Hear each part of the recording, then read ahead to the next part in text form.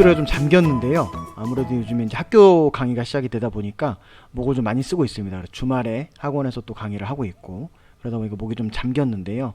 다행히 뭐 이번 주까지 하면 주말 강의는 뭐 손해산수 시험 강의는 여기서 끝날 것 같고요.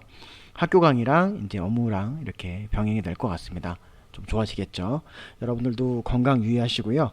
자, 오늘 컨텐츠는요, 척추압박골절 관련돼서 후유장애 보험금을 청구했고 이와 관련돼서 보험회사에서 자문을 요청했습니다.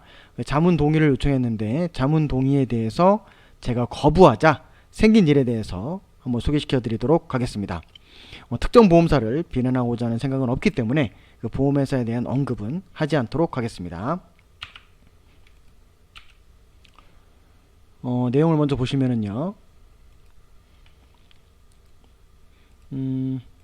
이분은 우선 자전거를 타고 자전거에 부딪힌 사고, 교통사고를 당하셨습니다. 자전거 사고죠. 그래서 가해자로부터 배상을 받으셨고요. 배상받을 때 일상생활 배상증인 보험이 없어서 그 외에 보험 외에 배상 처리를 받는 부분은 제가 도움을 드렸습니다. 그 당시에 흉추 11번 압박골절 소견을 보였고요. 압박률은 25%, 제10번에서 12 흉추까지 후만각은 23도가 측정이 됐다 라고 해서 장애를 평가했을 때에 생명보험 약관상 4급 15호, 이거는 2005년 4월 이전 기준입니다. 그 다음에 신약관상 6-5호, 이거는 2005년 4월 이후부터 2018년 4월 달까지 가입한 보험에 있어서 기준입니다. 여기에 따라서 후유장애 보험금을 청구했고요. 진단서는 여기 보시는 것처럼 11번 흉추 압박골절 확인되셨고요. 장애 진단서 및 이런 내용들이 확인이 됐습니다.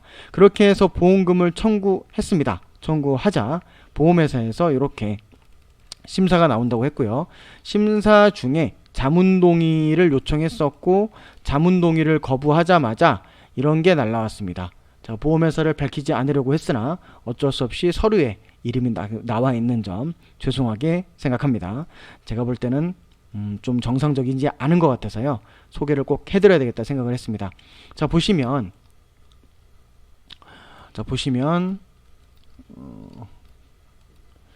자, 2020년 8월 19일에 청구하신 보험금은 아래와 같이 처리됨을 안내드립니다 라고 하면서 글이 잘 안 보이실 수 있으니까 조금 더 가까이서 보도록 하겠습니다. 장애 적성성 여부 확인을 위해서 뭐 땡땡을 했지만은 담당이 소견이 불가했다. 치료병원에 담당이 소견이 불가했고 이 병원 치료병원의 의무 기록을 검토했더니 자전거와 부딪히며 넘어져 응급실 내원, 요 사실은 확인했다. 그리고 저희가 제출한 후유장애 진단서상 흉추 11번 부위, 방사선 검사상 압박률 25%, 흉추 10번에서 12번간 후만각 23도 측정 사실이 확인됐다. 그래서 뚜렷한 기형에 청구를 한 건 확인이 됐는데 동진단서상 담당이 영구장애 및 한시장애 여부에 대한 소견이 안 나와 있다. 그러므로 적정성 여부에 대해서 담당이 소견 또는 제3의료기관 의료자문의 진행 동의를 요청했지만 우리가 거부사를 밝혔으므로 이에 따라서 반송하겠다라고 되어 있습니다. 반송. 보시면 자, 자문 동의를 거부하자 이렇게 반송하겠다라고 되어 있습니다. 반송 처리. 자, 자문 동의 안 하면 반송해야 될까요? 그리고 한 가지 더 여쭤본다면 여러분들 한번 생각해 보시죠. 이쪽에서 지금 얘기하는 게 치료병원 담당이 소견 또는 제3의료기관 의료자문 진행만 동의를 했고요. 제가 장애 진단을 받은 그 대학병원에서 영구장애 및 한시장애 여부에 대한 소견을 받겠다는 내용은 어디에도 없습니다. 왜 그럴까요? 제 생각에는 그 장애 진단한 병원에 가면 영구장애 소견이 나올 것 같으니까 그 병원을 제외한 치료병원 또는 제3의 의료기관 의료자문을 하겠다라고 장애 진단 병원은 쏙 빼고 나머지 두 군데에 대한 동의만 요청을 했고요. 그 동의를 거부하자 여기에 대해서 바로 반송 처리를 했습니다. 그러면서 아주 무서운 얘기죠. 장애의 정의는 장애란 재해로 인한 상해 또는 질병에 대하여 충분한 치료를 하였으나 완전히 회복되지 않고 증상이 고정되어 이게 중요한데요. 신체에 남아있는 영구적인 정신 또는 육체의 훼손 상태를 말합니다 라고 되어 있으니 약관에서 여기에 따라서 영구장애를 판단해 보겠다는 겁니다. 근데 왜? 자, 정신 또는 육체의 훼손 상태잖아요. 그럼 피해자분의 압박골절 필름을 한번 보실까요? 자, 이렇게 되어 있습니다. 흉추 11번 압박골절인데요. 이게 지금 골절이 된 거죠. 그 이미 골절된 부위가 훼손 상태죠. 시간이 지나면 이 뼈가 다시 올라오지는 않습니다. 그럼 보나마나 훼손 상태라는 것은 누가 봐도 알 수가 있을 겁니다. 보험회사는 바보가 아닙니다. 그럼에도 불구하고 왜 연구장에 한시장에 안 나와 있으니까 못 주겠다라고 트집 아닌 트집을 잡느냐. 보십시오. 요게 눌려 있는 거. 이건 다시 올라가지 않거든요. 첫 번째 두 가지가 있습니다. 두 가지 쟁점이 있는데, 첫 번째로는 이분이 자세에 따라서 엑스레이를 총 찍었을 때 허리를 쭉 폈을 때는 20.4도입니다. 15도 이상이면은 뚜렷한 장이거든요. 생리적 만곡 두 마디 공제되면 이거 기준으로는 두 마디 빠지게 되면 15도 미만으로 내려가요. 네, 대략 한 못해도 6도에서 7도 정도 빠지기 때문에 내려갑니다. 근데 이 필름을 기준으로 저희가 23도라고 청구를 했거든요. 장애 기준에서는. 그러면 이 두 마디를 뺀다 하더라도 15도가 넘어가요. 그럼 당연히 보험회사 입장에서는 저희가 장애진단병원 소견이 아닌 이 필름을 기준으로 해서 이런 식으로 측정해서 장애 지급률을 내리고 싶다는 의도가 하나 보이고요. 두 번째로는 영구장애와 한시장애. 왜 그럴까요? 뻔히 남아있는데 훼손 상태 회복이 안 되는데 왜 그럴까요? 2018년 4월 이전에 이분이 보험에 가입했지만 2018년 4월 이후에 만들어진 보험에서는요, 이런 문구가 생겼습니다. 장애라 함은 영구적인 의미에서 장래 회복할 가능성이 없는 상태로서 정신적 또는 육체적 훼손 상태까지는 똑같은데요, 인정되는 경우를 말한다라고 해놓고 위에 보시면 영구적인 정신 또는 육체의 훼손 상태 및 기능상실 상태를 말한다고 되어 있습니다. 이 기능상실이라는 문구는 2018년 4월 이후에 문구가 추가됐습니다. 왜 추가가 됐을까요? 굳이 이 단어가 기능상실이 추가된 이유가 뭘까요? 바로 맥브라이드 방식에서는 노동능력 상실을 보고 있거든요.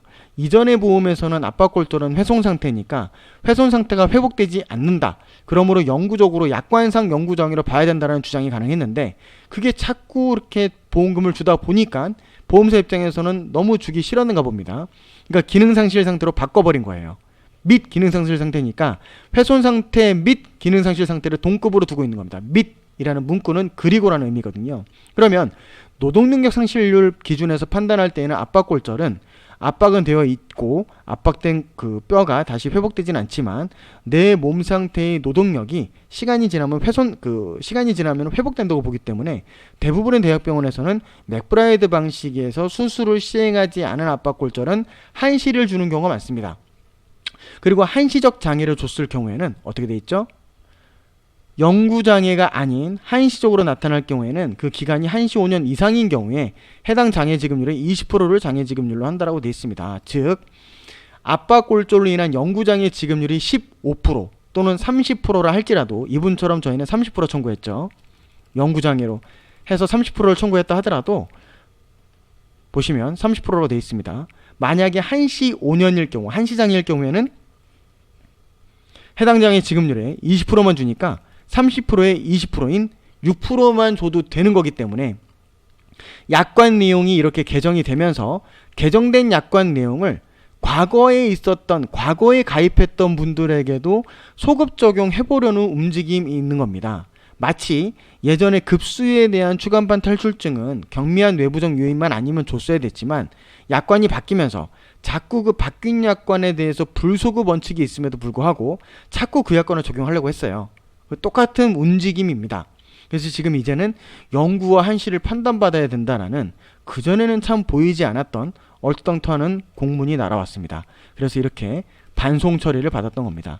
이 부분 앞으로 제가 어쩌면 마음대로 하세요, 서면으로 보내세요 라고 제가 얘기를 했었고요. 여기에 대해서 계획이 섰기 때문에 다시 진행을 할 생각입니다. 그렇게 해서 나중에 또 진행 결과가 나오게 되면 말씀을 드리도록 하겠습니다.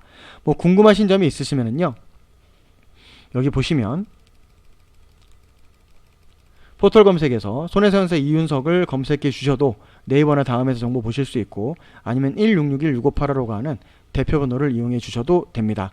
또는 저희 유튜브 컨텐츠를 보시면 이렇게 이제 스마트폰에서 이런 컨텐츠가 있으면 밑에 역삼각형이 있습니다. 이걸 누르게 되면 밑에 이렇게 제가 상담 신청란을 남겨놓습니다.